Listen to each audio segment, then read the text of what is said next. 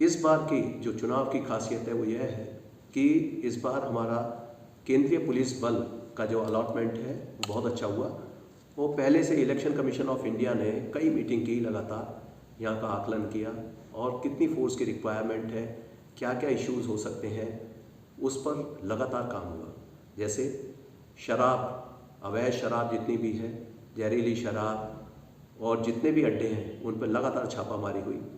साथ ही हमारे जितने भी अवैध शस्त्रों के बनाने की जो फैक्ट्रियां हैं, अवैध शस्त्रों का जो लेकर चलते हैं उनको पकड़ना, लाइसेंसी शस्त्रों का जमा कराया जाना, जितने भी पूर्व में ऐसे बदमाश रहे हैं जिनके खिलाफ मुकदमे पंजीकृत हुए हैं, उन सभी पर किसी न किसी सेक्शन में पाबंद करने की कार्रवाई की गई है और जो शातिर बदमाश हैं उनको जेल भेजा गया है।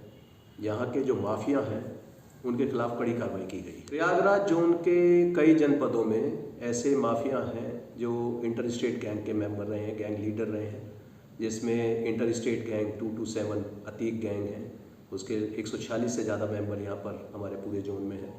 इसी तरह से गोरी यादव जो डकैत था वो मारा गया है, उसमें उसके जितने भी गैंग मेंबर्स हैं उनके खिलाफ कार्रवाई हुई है।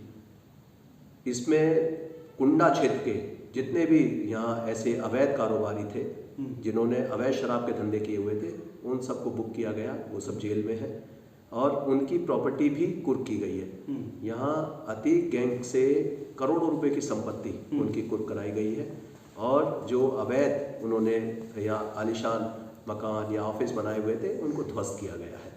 लगातार उस पर ये जेसीबी की कार्रवाई हुई और यहाँ जो अन्य गैंग हैं जैसे दिलीप मिश्रा गैंग है, उसके भी सभी मेंबर अंदर हैं और भी छोटे मोटे जितने भी गैंग हैं और जो ऑर्गेनाइज क्राइम करते थे उन सबको जेल भेजा गया है।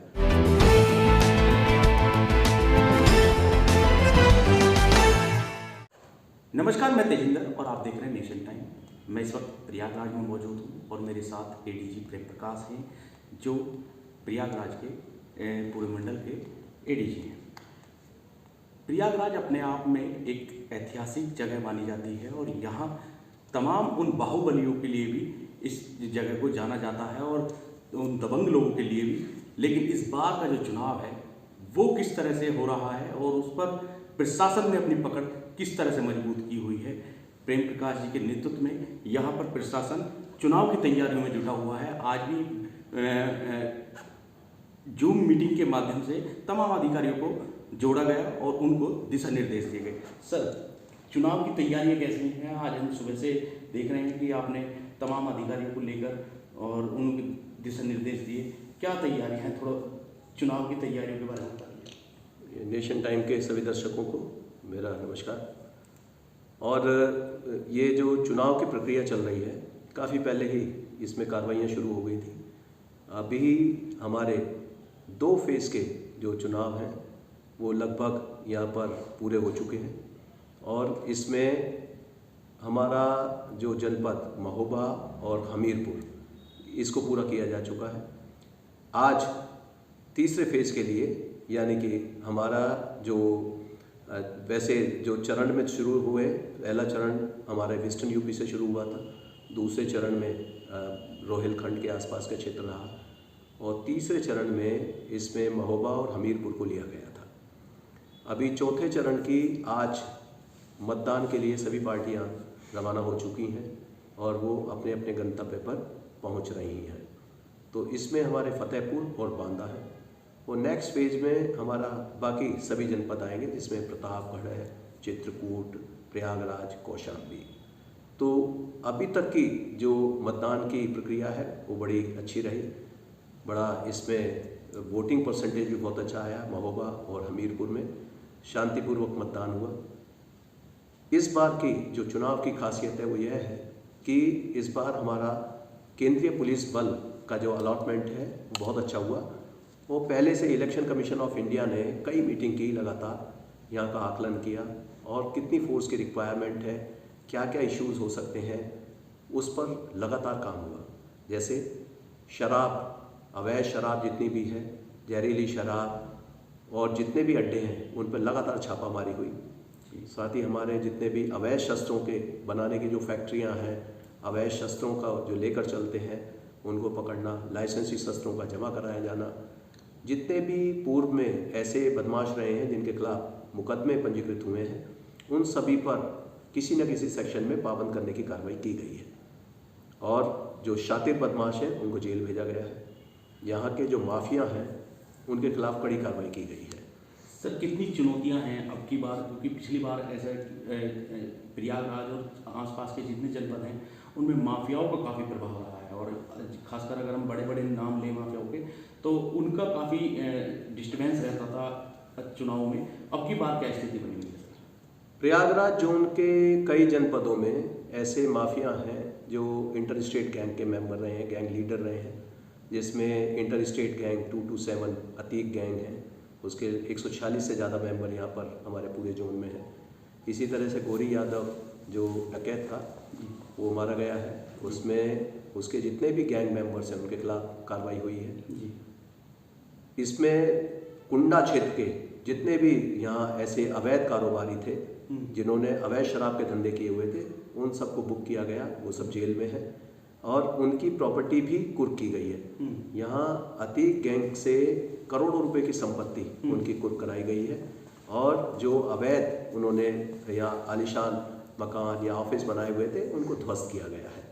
लगातार उस पर ये जेसीबी की कार्रवाई हुई और यहाँ जो अन्य गैंग हैं जैसे दिलीप मिश्रा गैंग है, उसके भी सभी मेंबर अंदर हैं और भी छोटे मोटे जितने भी गैंग हैं और जो ऑर्गेनाइज क्राइम करते थे उन सबको जेल भेजा गया है। तो एक बड़ा अच्छा वातावरण यहाँ पर बना है चुनाव के लिए और हमारे सभी पुलिसकर्मी पूरी मेहनत से कार्य कर रहे हैं। अभी उन्होंने जो प्रथम फेज़ हुआ मेरठ जोन के आसपास उसमें गए थे, सेकेंड फेज़ के लिए हमारे बरेली जोन और आसपास के क्षेत्रों में गए, आगरा जोन में गए, जहां उन्होंने चुनाव शांतिपूर्वक कराया है। और उसके बाद यहाँ आने के बाद थर्ड फेज़ में जब वो हमीरपुर और महोबा में आए, वहाँ भी एकदम बिल्कुल किसी भी इंसिडेंट के बिना वहाँ पर चुनाव हुआ है, एकदम निष्पक्ष चुनाव हुआ है। और हमारे जो केंद्रीय पुलिस बल हैं उनके सभी कमांडेंट से लेकर और अन्य नीचे जवान तक सभी संतुष्ट रहे, उनके रहने का अच्छा प्रबंध किया गया। ये कार्रवाई भी इलेक्शन कमीशन के आदेश पर लगातार इसकी समीक्षा की गई। स्वयं मेरे द्वारा उनके ठहरने के स्थानों का चिन्हीकरण किया गया, उन्हें रुकवाने की व्यवस्था उसका पर्यवेक्षण किया गया और साथ ही हमारे समस्त अधिकारी नीचे बीट कांस्टेबल तक लेकर सभी ने इसमें बहुत मेहनत की है और एक अच्छी व्यवस्था दी है। तो अभी तक जो 2 जनपद गए हैं हमारे चुनाव में उनका बहुत अच्छा चुनाव हुआ है। आज भी जो पार्टी हमारी पोलिंग पार्टी डिस्पैच की गई उसमें निर्विघ्न रूप से ये पूरी कार्रवाई संपन्न की जा चुकी है, जिसमें बांदा और फतेहपुर में चुनावी माहौल है। इसके साथ ही एक बड़ा चैलेंज चल रहा है कि आजकल वीवीआईपी विजिट बहुत बड़ी संख्या में हो रही है जी। जैसे माननीय प्रधानमंत्री जी की विजिट काफ़ी बड़ी होती है, इसमें हम कई विजिट करा चुके हैं और अभी कौशाम्बी में होने जा रही है, उसके बाद प्रयागराज में है। इसमें कई पार्टियों के राष्ट्रीय अध्यक्ष, मुख्यमंत्री जी, पूर्व मुख्यमंत्रीगण इसमें लगातार आ रहे हैं, तो उनकी सुरक्षा भी बहुत महत्वपूर्ण है। तो हम सुरक्षा के प्रबंध कर रहे हैं और जितना भी हमारा फोर्स है उसको सेंसिटाइज किया गया है, वो दिन रात रहकर मेहनत कर रहे हैं और चुनाव को पूरी तरीके से पारदर्शी, निष्पक्ष तरीके से और शांतिपूर्ण कराया जाएगा, ये मैं आपको आश्वस्त कर दूँ। अच्छा सर, आपने बताया कि इसकी जितनी तैयारी आपने बताई है काफ़ी पहले से आप इसका ब्लूप्रिंट तैयार कर चुके होंगे, क्योंकि चुनाव की जब तारीख की घोषणा हुई और आपको ये भी पता था कि यहाँ पर इस तरह का माफियाओं का बोलबाला रहा है, तो उसको लेकर जो ब्लूप्रिंट आपने तैयार किया था वो किन किन पॉइंटों को लेकर आप पहले से तैयारी में जुटे हुए थे इस सब को लेकर? चुनाव में हमने जो पिछले हमारा अनुभव है, अभी हमने अपने सभी क्षेत्रों में ग्रामीण क्षेत्रों के जो त्रिस्तरीय पंचायत चुनाव है वो कंडक्ट कराए थे जी। वहाँ कई जगह समस्याएं आई, जहाँ भी वहाँ घटनाएं हुई उन पर कड़ी कार्रवाई की गई ऐसे लोगों पर। प्रतापगढ़ में ही लगभग 100 केस पंजीकृत किए गए, लेकिन जितने भी ऐसे लोग हैं जो चुनाव को प्रभावित करने की कोशिश करते हैं उनकी कमर तोड़ दी गई, सबको जेल भेजा गया, गैंगस्टर की कार्रवाई की गई। इसी प्रकार से यहाँ प्रयागराज में लगातार माफियाओं पर कार्रवाई की गई है, जिससे या तो माफिया भाग गए, फरार हैं और ज़्यादातर उसमें से जेल में हैं और उनकी जो प्रॉपर्टी है जो अवैध रूप से उन्होंने कब्जाई थी या अवैध रूप से अर्जित की थी उसको गैंगस्टर एक्ट में, और जहाँ अनऑथराइज जगह पर उन्होंने बसाया था उनको पीडीए के सहयोग लेकर उसको पूरी तरह से तुड़वा दिया गया। तो इससे जो अपराधी हैं, माफिया है, उनका मनोबल एकदम गिरा है और जो जनता के जो संभ्रांत नागरिक हैं उनके अंदर एक विश्वास जागा है पुलिस के प्रति। जो देखने में आता है, आप यहाँ पर देखेंगे क्षेत्र में सभी लोग सहयोग करते हैं। जब भी हम किसी सहयोग की अपेक्षा करते हैं तो वो सहयोग करते हैं। इस बार कोविड-19 का भी एक बहुत बड़ा चैलेंज है जो काफ़ी समय से चल रहा है, लेकिन उसके लिए हमने हर जगह प्रोटोकॉल का उसका पालन करने के लिए सभी को समझाया गया है कि किस प्रकार से वहाँ हर जगह जो सामग्री है वो खरीदी गई हैं। हमें जो CAPF मिला है या होमगार्ड आ रहे हैं, बाहर से जवान आ रहे हैं, वो भी अपने साथ भी सामान लेकर चल रहे हैं और उनके लिए पर्याप्त खरीदारी की गई है कि कहीं भी इस चीज़ की कमी नहीं होने दी जाएगी। इस बार भारत निर्वाचन आयोग ने कुछ नायाब, कुछ ऐसे इनोवेटिव स्टेप्स लिए हैं जिनकी मैं चर्चा करना चाहूँगा। कि जैसे उन्होंने एक ऐप चलाया है C-Vigil, उसका भरपूर प्रचार प्रसार हमने किया। C-VIGIL, इसमें आप कोई भी अपने ऐप स्टोर से या प्ले स्टोर से उसको डाउनलोड कर सकता है मोबाइल में, और कहीं भी अगर आप देखते हैं कि आदर्श आचार संहिता का उल्लंघन किया जा रहा है तो उसको आप रिपोर्ट कर सकते हैं और उसमें कार्रवाई होकर तुरंत आपको रिपोर्ट भी मिलेगी। तो इसका एक प्रभावी असर हुआ है। इसके साथ ही सुविधा ऐप एक बनाया है जिसमें सभी कैंडिडेट्स के लिए कब कहाँ पर मैदान मिलेगा, कैसे मिलेगा, वो सिंगल विंडो सिस्टम कर दिया। तो इससे काफ़ी सुविधाएं बढ़ी हैं और मैंने देखा कि इस बार आदर्श आचार संहिता के उल्लंघन के मामले बहुत कम आए। हमने पहले से ही FST और SST जो स्टैटिक टीम है, फ्लाइंग स्क्वाड की टीम है, उनको ऑपरेशनल कर दिया है और वो सभी लगातार अवैध कैश का, अवैध रूप से कोई ऐसा साड़ी आदि कोई ऐसा सामान बांटने के लिए अगर चुनाव को प्रभावित करने की कोशिश करता है तब उनके खिलाफ कार्रवाई की ये लगातार चल रही है। और इसमें काफ़ी कैश भी बरामद हुआ है, काफ़ी असले बरामद हुए हैं, शस्त्र की कई फैक्ट्रियाँ पकड़ी गई हैं, अवैध शराब लगातार कल ही प्रतापगढ़ में पकड़ी गई है, इससे पहले भी बड़ी बड़ी रिकवरीज हुई हैं। तो ये सब प्रिवेंटिव कार्रवाई होने से एक अच्छा माहौल तैयार हुआ है और जिससे कि हम चुनाव को अच्छी तरीके से करा पा रहे हैं। अच्छा सर, मैनेजमेंट कैसे करते हैं, क्योंकि एक तरफ VVIP जो है विजिट्स की आपके क्षेत्र में काफ़ी ज़्यादा हो रही हैं और उसके बाद साथ साथ पुलिसिंग और सोशली भी आप बता रहे हैं कि सोशली भी एक तरफ होना पड़ता है, क्योंकि जनता के बीच में जो है वो पुलिस की जो छवि है उसको सुधारा गया है और पिछले काफ़ी समय से आपने उसे मेंटेन करके रखा है। तो चुनाव में कितना कारगर साबित हो रहा है वो थोड़ा सा बताइए। हम अपने पुलिस कर्मियों को लगातार इस बात के लिए सचेत करते रहते हैं, उनको प्रशिक्षण देते हैं कि वे जनता के प्रति विनम्र रहें लेकिन बदमाशों के प्रति एकदम दृढ़ रहें और अच्छी कार्रवाई करें। तो ये जो डिस्टिंक्शन है, जब हमारे पुलिसकर्मी इस तरीके से कार्रवाई करते हैं तो उससे बहुत ही अच्छा रिस्पॉन्स मिलता है पब्लिक से, पब्लिक का सहयोग मिलता है। अभी कई सारी ऐसी वहाँ अनुभव रहे हमारे जो हमीरपुर में किए गए, महोबा में किए गए, वहाँ एक उत्सव की तरह जो मतदान का दिन एक उत्सव जैसा माहौल बनाया गया। वहाँ कई जगह ऐसे हमने कैंप्स लगाए, वहाँ पर पिंक कैंप लगाए जिसमें केवल महिलाओं द्वारा उसको सबको संचालित किया गया और जो भी व्यक्ति आ रहा था उसको लगता था कि जैसा यहाँ कोई शादी का, विवाह का कार्यक्रम है या कोई उत्सव मनाया जा रहा है। तो इसको जब हम एक त्यौहार के रूप में, महापर्व के रूप में मनाएंगे तो तभी लोकतंत्र की सार्थकता सिद्ध होगी। हमने बड़ी संख्या में काफ़ी सारे स्वीप के कार्यक्रम चलाए। उसमें यहाँ एक आप देखेंगे एक सेल्फी पॉइंट है जो आई लव प्रयागराज, वहाँ कार्यक्रम किया। आज भी एक प्रस्तावित था कार्यक्रम लेकिन किन्हीं कारणोंवश उसको पोस्टपोन कर दिया गया कल के लिए। तो इस तरह के कार्यक्रम सभी जनपदों में हमने चलाए हैं जहाँ हमने फोकस किया है यंगस्टर्स पर, जो फर्स्ट टाइमर्स हैं, जो पहली बार वोट देने जा रहे हैं, ताकि ज़्यादा से ज़्यादा संख्या में लोग वोट डालने के लिए निकलें। और हम पुलिसकर्मियों को एक बात और समझाइए कि जो भी बूथ पर आ रहा है हर व्यक्ति को ये मानकर ना चले कि वो बूथ लूटने के लिए आ रहा है, ये मानकर चले कि वो मतदाता है और सदाशयता के साथ वहाँ पर आ रहा है जी। जब तक कि आपको कोई शक करने का कारण ना हो और कोई भी किसी व्यक्ति को उसकी उंगली चेक करना या मतदाता के साथ में कहीं अंदर घुस जाना सेंटर में, ये सब के लिए हमने अपने पुलिसकर्मियों को डूज डोंट्स अच्छी तरीके से बताए हैं और इसका व्यापक प्रचार कर रहे हैं। उस पर ट्रेनिंग दी गई है और लगातार ये ट्रेनिंग चलती रहती है।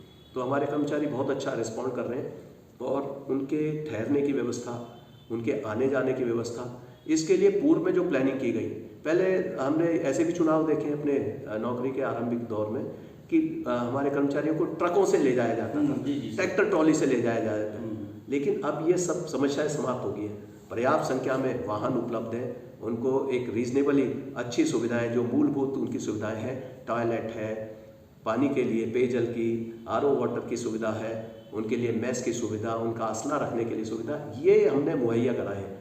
तो उससे जो हमारे केंद्रीय पुलिस बल है उनका भी मनोबल बढ़ा हुआ है। एक और मैं बात बता दूं जो पहले चुनावों से अलग है, भिन्न। यहाँ हर एक बूथ पर, हर मतदान केंद्र पर केंद्रीय पुलिस बल लगाया गया है जी। और उससे उसकी जो चुनाव में जो लोग सोचते हैं कि निष्पक्षता बनी रहे और ज़्यादा विश्वास करते हैं, वो काफ़ी क्रेडिबिलिटी बनी है। और हमारा सिविल पुलिस फोर्स भी उतनी ही तन्मयता से काम कर रहा है। वो उसके बाहर, मतदान केंद्र के बाहर, उसकी जिम्मेदारी है कि वो लॉ एंड ऑर्डर की ड्यूटी देखे, वो देखे कि आदर्श आचार संहिता का पालन हो रहा है। जैसे 100 मीटर की दूरी तक कोई भी मोबाइल अंदर लेकर ना जाए जी। मोबाइल फ़ोन लेकर या असला लेकर कोई अंदर ना घुस जाए, कोई गनर आदि के साथ अंदर प्रवेश ना कर जाए। तो बताया कि यदि कोई प्रिसाइडिंग अफसर आपको बुलाते हैं तो तत्काल उसकी मदद करें। ईवीएम को ले जाना, उनकी सहायता करना, वापस जमा कराना, इसके लिए सभी पुलिस पर्सनल को सचेत कर दिया है। तो ये ट्रेनिंग का काफ़ी असर पड़ता है, उससे कोई भी अभी तक ऐसी चूक सामने नहीं आ रही है और लगातार स्मूथली ये काम चल रहा है। चलिए सर, अमूमन एक देखा जाता है कि मोबाइल से कुछ वीडियो ऐसी हुई है कि मतदान करते हुए और ये सीधा सीधा जो चुनाव आयोग के जो नियम है उनका उल्लंघन है।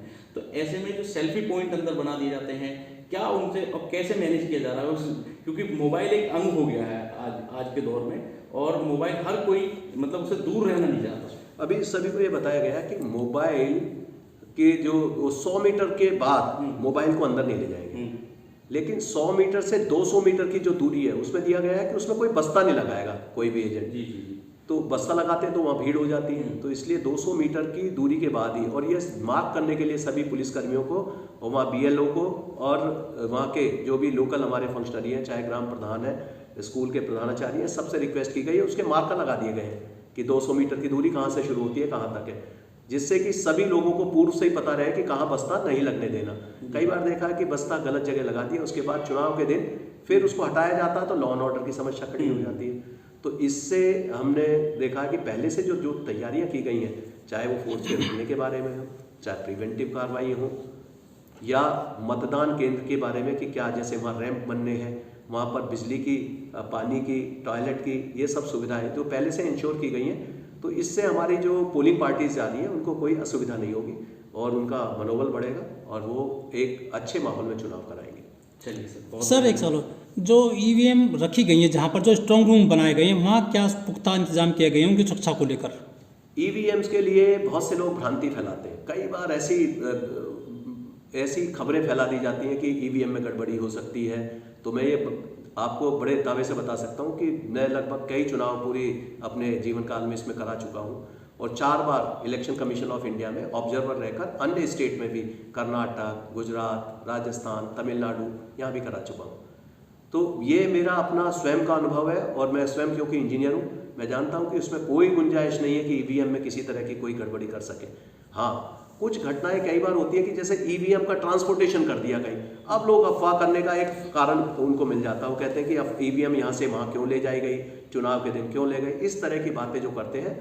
अगर कोई, पहले बात हमने सभी अपने कर्मचारियों को बताया है, इलेक्शन कमीशन ऑफ इंडिया के जो ऑब्जर्वर्स आए थे और जो इतने भी यहाँ पर उससे पहले अधिकारी आए हैं, निर्वाचन आयोग आया, उन्होंने सभी को बताया कि ऐसा कोई भी किसी को कारण ना दे जिससे कि कोई शक की गुंजाइश पैदा हो।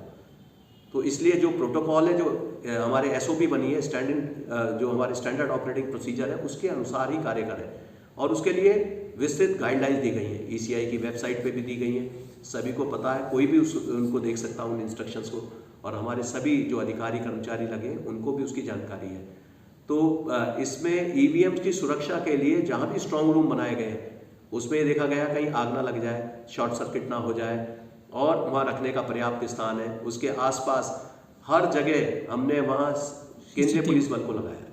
केंद्रीय पुलिस बल उसकी सुरक्षा में रहेगा और वो जैसे ही वहाँ पर EVM जमा होंगी तभी से वो टेक ओवर कर लेगा। जो हमारे बसेस जाएंगी जो पोलिंग होने के बाद में, उसमें भी हमने केंद्रीय पुलिस बलों को लगाया है कि वो जमा कराएंगे और स्ट्रांग रूम में जमा कराने के बाद उसके बाद वहाँ जो प्लाटून लगाया जाएगा वो उसको टेक ओवर कर लेगा, उसकी निगरानी करेगा। सर, जब वो गिनती होगी 10 मार्च को, उस दिन जो है कितनी पुलिस फोर्स लगाएंगे आप, जो मतगणना स्थल होंगे, और जो रंजिशें होती है चुनाव की उसको किस तरह से कंट्रोल करेंगे आप? हर एक मतगणना स्थल पर हम 3 लेयर सिक्योरिटी का प्रिंसिपल लगाते हैं। उस सिद्धांत के अनुसार वहाँ फोर्स लगाते हैं, जिसमें अलग अलग टेबल्स के वो फोर्स लगाई जाती है। जो हमारा आइसोलेशन का ऑर्डर रहता है, वहाँ तक किस व्यक्ति को जाने देना, किसको नहीं, ये सब पहले से ही निर्धारित रखते हैं। उसके बाद हम उसका इनर का ऑर्डर बनाते हैं, जहाँ चेकिंग होकर जाते हैं, कोई भी व्यक्ति को अनधिकृत वहाँ प्रवेश नहीं कर सकता। उसके बाद एक आउटर कॉर्डन लगाते हैं, जिसमें कहीं भी कोई भीड़ भाड़ ना इकट्ठा होने दे, कोई अफवाह ना फैला पाए और वहाँ लोग व्यवस्थित रूप से रहें। सभी कर्मचारियों की गाड़ियाँ सही जगह पर पार्किंग करने का स्थान बनाए जाते हैं और इस तरह की व्यवस्था की जाती है कि लोगों को सूचना भी मिलती रहे। वहाँ पर मीडिया को भी प्रवेश दिया जाता है, लगातार उसके किस राउंड में कौन आगे चल रहा है, कौन पीछे चल रहा है, किस किस राउंड की मतगणना चल रही है, ये तमाम सूचनाएं लगातार पीए सिस्टम के द्वारा वहाँ पर दी जाती रहती हैं। सर, जिस दिन वो मतगणना होगी और रिजल्ट जब आएंगे तो एक टसनबाजी होती है, जो प्रत्याशी होते हैं हार जीत को लेकर उनके जो बहुत सारे समर्थक होते हैं, तो सर उनको किस तरह से जो आपराधिक घटनाएं होती हैं, चुनावी रंजिश, कुछ स्पेशल बनाई इसमें स्ट्रेटजी आपने? इसके लिए हमने पहले से ही ये इसकी योजना बनाई हुई है। जहाँ क्लोजली कॉन्टेस्टेड जो हमारी सीट्स हैं उनको पहले चिन्हित किया गया है, जो रुपए पैसे की दृष्टि से संवेदनशील हो सकती हैं या आपराधिक दृष्टि से, उनको संवेदनशील घोषित किया गया है। और साथ ही ऐसी सभी जगह पर निगाह रहेगी, जैसे ही कैंडिडेट वहाँ पर हार जीत का फैसला होता है, सभी कैंडिडेट्स को बताया गया कोई भी विजय जुलूस नहीं निकालेगा। विजय जुलूस निकालने पर प्रतिबंध रहेगा और उनकी सुरक्षा जो भी मिल रही है, उनको जो सुरक्षा अनुमन्य है वो उनके साथ रहेगी और उनको सुरक्षित घर तक पहुंचाना ये पुलिस का दायित्व होगा। ये सभी कर्मचारियों को बता दिया गया। अगर कोई भी उस दिन भी आदर्श आचार संहिता का उल्लंघन करेगा, उसके खिलाफ कार्रवाई होगी। तो इसलिए जुलूस पर पाबंदी रहेगी और मेरा सभी से अनुरोध है कि इसमें सभी सहयोग करें, क्योंकि ये नियम सबके लिए लागू है। और जो जीते हुए कैंडिडेट हैं उनको तो विशेष ध्यान रखना है, क्योंकि वो ईर्ष्या के पात्र हो सकते हैं, कोई उनके ऊपर हमला कर सकता है। तो इस तरह का उसमें अपना किसी को मौका ना दे कि जुलूस में जाएं और कोई इस तरह का कोई वारदात हो जाए। सर, आखिरी सवाल है, जितने भी आपके जोन में सर डिस्ट्रिक्ट आ रहे हैं, सबसे ज़्यादा चुनौतीपूर्ण कौन सा है जहाँ पे कुछ संभावनाएं हो रही हैं आपराधिक घटनाएं आफ्टर मतगणना? प्रयागराज जोन में हमारी 2 रेंज आती हैं, जिसमें प्रयागराज रेंज है और चित्रकूट धाम रेंज है। चित्रकूट धाम रेंज का हेडक्वार्टर बांदा में है, जिसमें 4 जनपद आते हैं और इनके हेड है वहाँ आईजी रेंज है श्री एस के भगत। इसी प्रकार से प्रयागराज रेंज में भी 4 जनपद आते हैं, जिसके आईजी रेंज है श्री राकेश कुमार सिंह। तो प्रयागराज रेंज में 4 जिले हैं, जिसमें प्रतापगढ़ है, प्रयागराज, कौशाम्बी, फतेहपुर। इसमें प्रयागराज सबसे बड़ा जनपद है, जो हमारे 12 विधानसभा अकेले प्रयागराज हमारे जनपद में है। तो ये इस दृष्टि से पूरे उत्तर प्रदेश का सबसे बड़ा चुनाव क्षेत्र है।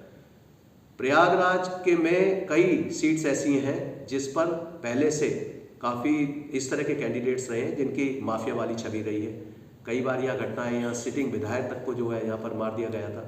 तो इस तरह की घटनाएं हुई हैं, उनको लेकर हम सतर्क हैं। ऐसे सभी लोगों पर हम कार्रवाई कर रहे हैं। तो ये हमारा कई क्षेत्र ऐसे हैं जो संवेदनशील हैं, खासकर नगर क्षेत्र के। इसी प्रकार से प्रतापगढ़ राजनीतिक दृष्टि से सर्वाधिक संवेदनशील जिला पूरे उत्तर प्रदेश में प्रतापगढ़ है और इसमें जिस प्रकार का चुनाव पिछली बार पंचायत में त्रिस्तरीय कराया गया, उससे भी बेहतर व्यवस्था इस बार की जा रही है और लगातार वहाँ कई बार इस तरह की हिस्ट्री रही है कि लगातार घटनाएं होती रहती हैं, लेकिन पिछले कुछ समय से ऐसा प्रभावी अंकुश लगा है कि कोई घटना नहीं हुई है। वहाँ बड़ी रिकवरी हुई है।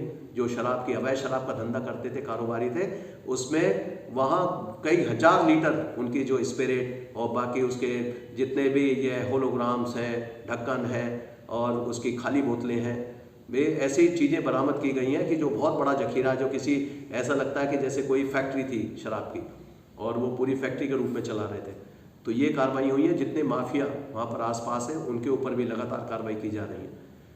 वहाँ चुनाव की दृष्टि से बहुत ही संवेदनशील हमारा क्षेत्र है, उसमें लगातार हमें शिकायतें भी मिलती हैं। तो लेकिन साथ के साथ ही उसमें जो एक्शन होता है, पुलिस का जो रिएक्शन टाइम है वो बहुत ही कम है। हमारी पीआरवी थाने की पुलिस वहाँ तत्काल पहुँच जाती है। तो अभी तक कोई ऐसी घटना देखने में नहीं आई है और पूरी तरह से चुनाव माहौल बन चुका है प्रतापगढ़ में। और जो जहाँ पर हमारा ये अब 4th राउंड का जो चुनाव होना है, जिसमें ये प्रतापगढ़ है हमारा और प्रयागराज है, चित्रकूट है, तो कौशाम्बी है, इनमें सभी में फोर्स जो अन्य जनपदों में गया हुआ था वो सब लौट कर आ गया है और सभी ने वहाँ पर अपनी कार्रवाई फिर से शुरू कर दी है। हमने हर पोलिंग सेंटर पर एक इंचार्ज पोलिंग सेंटर ICPC बनाया था, जिसने वहाँ की व्यवस्थाओं के संबंध में, वहाँ के कौन लोग हैं, पिछली क्या घटनाएं हुई हैं, किस पर कार्रवाई करनी है, किस पर नहीं करनी, ये तमाम बातें एक लगातार एक्सरसाइज हुई है, जिसका भ्रमण सभी अधिकारियों द्वारा लगातार किया गया। तो इससे एक अच्छा चुनावी वातावरण बन गया है। चलिए सर, बहुत बहुत धन्यवाद सर आपका। प्रयागराज मंडल में चुनाव की तैयारियां पूरी तरह से कंप्लीट हैं और अब आने वाला चौथे चरण का चुनाव यहाँ होने वाला है। इसको लेकर भारतीय निर्वाचन आयोग के तमाम नियमों का पालन करते हुए चुनाव को भयमुक्त निष्पक्ष कराने की जिम्मेदारी ADG प्रेम प्रकाश ने ले रखी है और इसमें जनता का भी उन्हें पूरा समर्थन मिल रहा है। प्रयागराज से तेजिंदर सिंह, नेशन टाइम। इस वीडियो में कही गई सभी बातें वक्ता की अपनी राय है, जिसकी पुष्टि हम या हमारा चैनल नेशन टाइम नहीं करता।